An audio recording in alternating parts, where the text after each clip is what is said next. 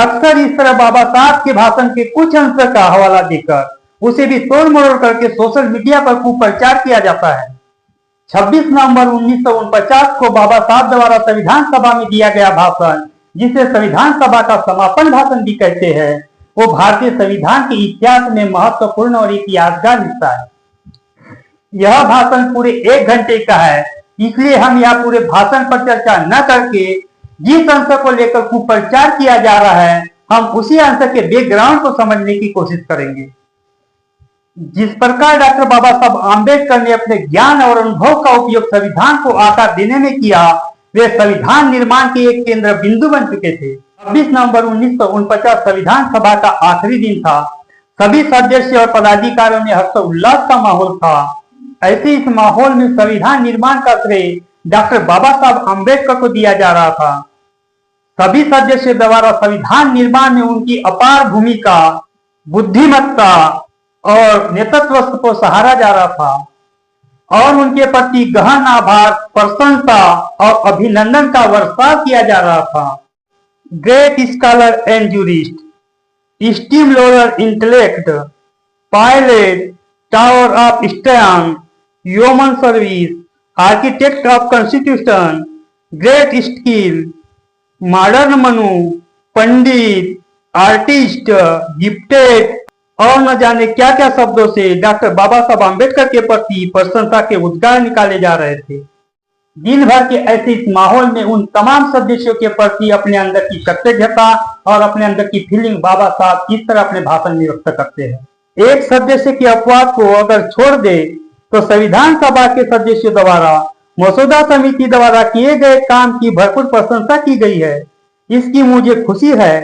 संविधान सभा के सदस्य और मसौदा समिति के मेरे सहयोगियों ने मुझ पर अभिनंदन की जो वर्षा की है, उससे मैं इतना गदगद हुआ हूँ कि उनके प्रति अपनी कृतज्ञता को पूरी तरह व्यक्त करने के लिए मेरे पास यथा शब्द नहीं बचे हैं। इतना भरोसा कर, मुझ पर इतनी बड़ी जिम्मेदारी सौंप कर उन्होंने मेरा चयन किया और देश सेवा का मुझे मौका दिया।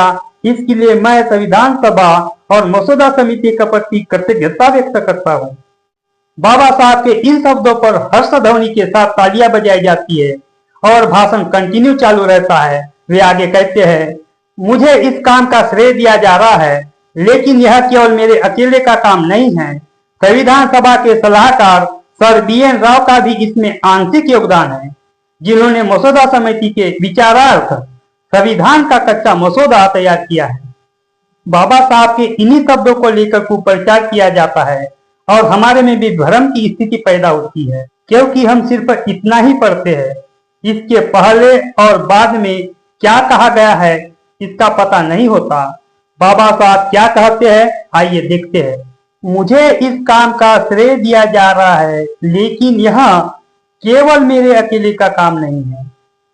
या बाबा साहब ये नहीं कहते कि मेरा काम नहीं है, केवल अकेले का काम नहीं है कहते हैं।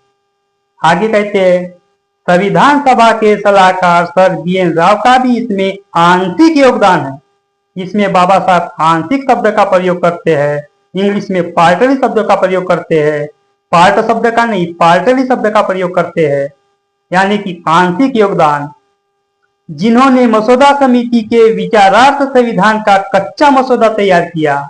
यह विचारार्थ शब्द का प्रयोग है, यानी कि सिर्फ विचार करने के लिए कच्चा मसौदा। इंग्लिश में रफ ड्राफ्ट का प्रयोग किया गया है।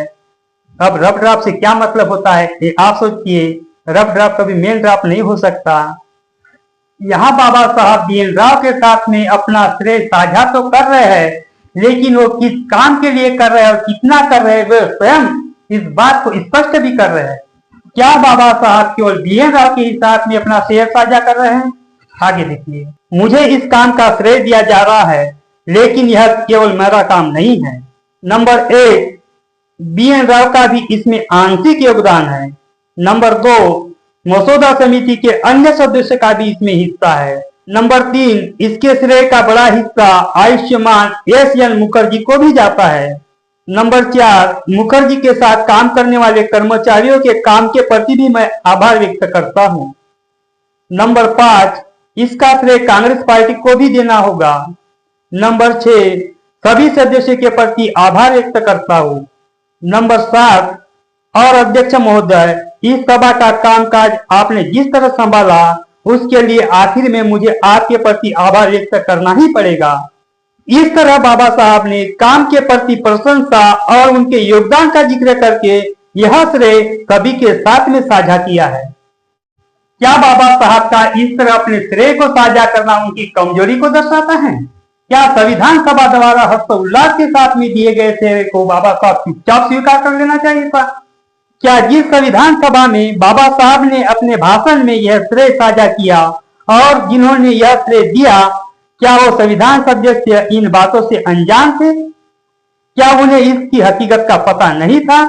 अगर बाबा साहब का संविधान निर्माण में कोई रोल नहीं था तो इस संविधान के समापन भाषण यानी कि मुख्य वक्ता के रूप में बाबा साहब को ही क्यों निमंत्रित किया गया? BN राव को क्यों नहीं किया गया? या फिर कांग्रेस के शीर्ष नेता पंडित जवाहरलाल नेहरू या सरदार वल्लभ भाई पटेल को या किसी अन्य नेता को क्यों नहीं ये सम्मान दिया गया?